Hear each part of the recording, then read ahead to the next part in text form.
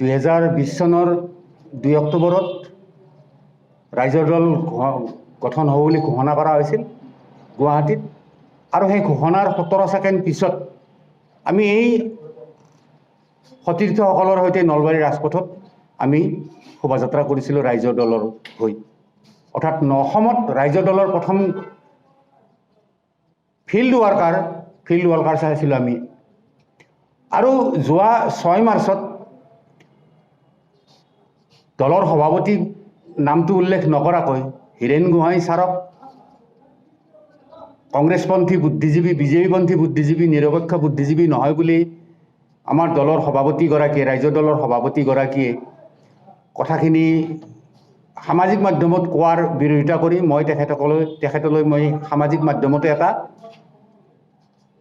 আহ্বান এটা দিছিলোঁ যে আপুনি এইবিলাকৰ পৰা আঁতৰত থাকক,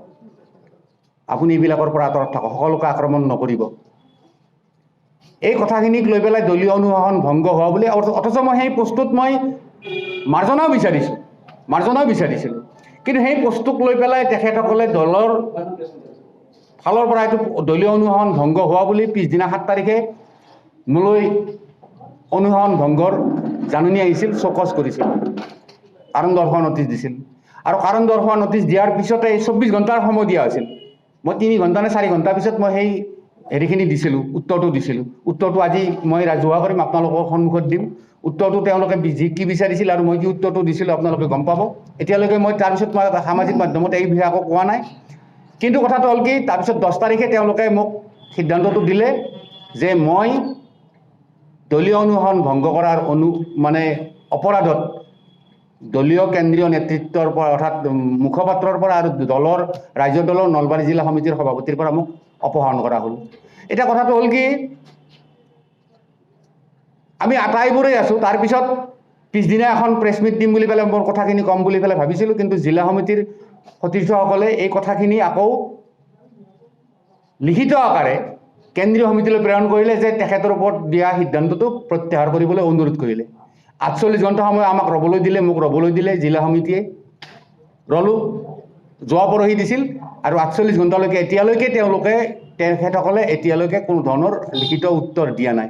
কেৱল যোৱাকালি তেওঁলোকে ফোন কৰি পেলাই যিকেইজনে নাম দিয়া হৈছিল তেখেতজনক গুৱাহাটীলৈ মাতিছিল। এই জিলা সমিতিৰ সদস্যসকলে কৈছে জুই লাগিছে নলবাৰীত, গুৱাহাটীত ফায়াৰ ব্ৰিগেড কিয়? গুৱাহাটীত কেন্দ্ৰীয় অফিচত ফায়াৰ ব্ৰিগেড কিয়? যদি সমস্যা হৈছে নলবাৰীলৈ আহক।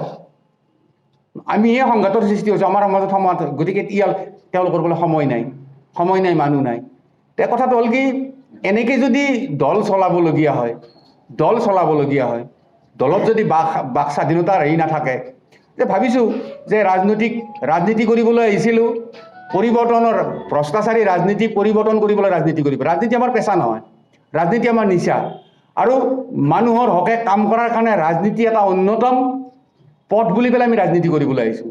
কিন্তু ৰাজনীতিত যদি এইবিলাক কাম যদি কৰিবৰ কাৰণে যদি নাথাকে, যদি ফিল্ডত থকা মানুহখিনিক যদি আঁতৰাই দিবলৈ তেওঁলোকে চেষ্টা কৰে, তেনেহ'লে ৰাজনীতি কৰি পেলাই কি হ'ব? সেইকাৰণে দুখ লাগিছে। অসমৰ সাম্প্ৰতিক ৰাজনীতিবিদসকলৰ মাজত অপৰিপক্ক হ'লেও আমাৰ প্ৰিয় ৰাজনীতিবিদ সকলৰ ভিতৰত অন্যতম অখিল গগৈ। অখিল গগৈৰ প্ৰতি প্ৰিয় ৰাজনীতিবিদ আগতেও আছিল, এতিয়াও থাকিব, ভৱিষ্যতেও থাকিব। এতিয়াও আছে, ভৱিষ্যতেও থাকিব। তেখেতক সন্মান কৰোঁ। তেখেতে যি সংগ্ৰামী সামাজিক মাধ্যমৰ মাজতে যেনেকৈ আহি পেলাই ৰাজনীতি কৰিছে, দলৰ সভাপতি হৈছে, আমি অনস্বীকাৰ্য এই কথা, আমি সদায় স্বীকাৰ কৰিম। কিন্তু কথাটো হ'ল কি, দলীয় অনুশাসন ভংগৰ অপৰাধত ফেচবুকত, সামাজিক মাধ্যমত এটা আহ্বান দিয়াৰ কাৰণে আমাক যদি দলীয় অনুশাসন ভংগ কৰা বুলি কোৱা হয়, দলৰ সভাপতিগৰাকীয়ে ৰাইজৰ দলৰ ভাতৃ সংগঠন যুৱ বাহিনীৰ সভাপতিগৰাকীয়ে ফেচবুকত প্ৰতিনিয়ত দলীয় অনুশাসন ভংগ কৰি আছে। কিন্তু অকল জ্ঞানেন চক্ৰৱৰ্তীৰ ওপৰত দলীয় অনুশাসন ভংগৰ জাননী কিয়? সেইকাৰণে দুখ লাগিছে। যদি কথা কোৱাৰ অধিকাৰ নাথাকে, দলীয় অনুশাসন ভংগই কৰি থাকোঁ, ভাবিছোঁ এনেকৈ ৰাজনীতি কৰিবলৈ ইচ্ছা নাই। সেইকাৰণে আজি আপোনালোকৰ সন্মুখত অসমবাসীৰ ৰাইজৰ ওচৰত হাতযোৰ কৰি ক্ষমা বিচাৰি মুক্ত হ'ব বিচাৰিছোঁ, ৰাজনীতিৰ পৰা মুক্ত হ'ব বিচাৰিছোঁ। ৰাজনীতি নকৰোঁ। ৰাজনীতি নকৰাকৈ যদি মানুহৰ ওচৰত যদি কিবা কাম কৰিবলগীয়া আছে, মানুহৰ কাম কৰি যাম। গোটেই জীৱনটো আমি গোটেই মুখাই একেলগেই কাম কৰিলোঁ। গোটেইমখা একেলগেই কাম কৰিলোঁ। গতিকে এতিয়া ৰাজনীতি তেনেকৈ ৰাজনীতি কৰাৰ ইচ্ছা নাই। গতিকে আমি ৰাজনীতিৰ পৰা আজি ৰাইজৰ দলৰ পৰা প্ৰাথমিক সদস্যৰ পৰা আমি জ্ঞানেন চক্ৰৱৰ্তীয়ে অব্যাহতি লৈছোঁ, পদত্যাগ কৰিলোঁ, আপোনালোকৰ জৰিয়তে অসমবাসীক জনালোঁ। আৰু মোৰ লগত মোৰ এই সিদ্ধান্তৰ প্ৰতি সহমৰ্মিতা জনাই আমাৰ নলবাৰী জিলা সমিতিৰ 4-5 গৰাকীমান সদস্য বিষয়ববীয়াৰ বাহিৰে যিসকল নিষ্ক্ৰিয় প্ৰায়ে, বাকীখিনি আটাইবিলাকে সমূহীয়াভাৱে আজি পদত্যাগ কৰিব খুজিছে। তেখেতসকলে পদত্যাগ কৰিব, ৰাইজৰ দলৰ পৰা পদত্যাগ কৰিব। মূল কথা এইখিনি। বহুদিন ধৰি আমি নলবাৰীত সংগঠন কৰিলোঁ।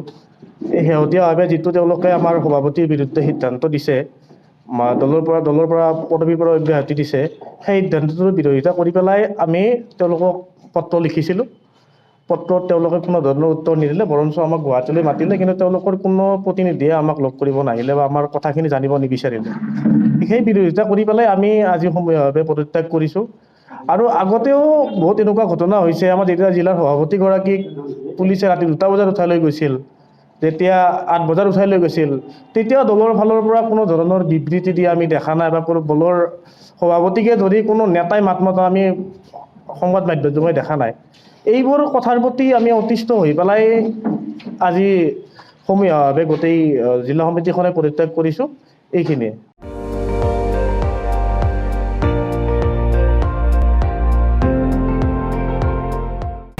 আপুনি চাই আছে ND24, সৰ্বশ্ৰেষ্ঠ নহয়, সৰ্বোত্তমৰ দৌৰত।